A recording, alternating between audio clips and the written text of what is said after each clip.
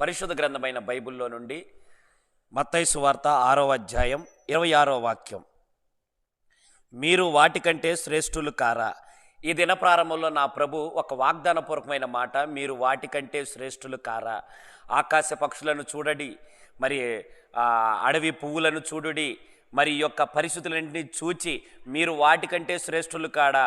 వాటిని పోషించుచున్న దేవుడు, వాటి అవసరాలు తీర్చుచున్న దేవుడు, వాటిని బలపరుచుచున్న దేవుడు, వాటిని కాపాడుచున్న దేవుడు, మిమ్మల్ని కూడా కాపాడగలిగిన దేవుడై ఉన్నాడు. కాబట్టి మీరు వాటికంటే శ్రేష్ఠులై ఉన్నారని, వాటినే ఆ విధముగా కాపాడుతూ పోషిస్తూ వాటిని బలపరుచుచుండగా, ఈ దినమున నా దేవుని దగ్గర నుండి ఇది నువ్వు ఎదురు చూస్తున్నావో, ఏ ఆశీర్వాదం కావాలని, ఏ మేలు పొందాలని, నీ జీవితానికి ఏది కొదుగుందని ఎదురు చూస్తుంటే నా ప్రభు వాగ్దానపూర్వకంగా మీరు వాటికంటే శ్రేష్ఠులు. కాబట్టి శ్రేష్టమైన వాటిని నా ప్రభు నీకిచ్చి నిన్ను నిలబెట్టి ఆశీర్వదించునుగాక. తలలు వంచుకుందాం.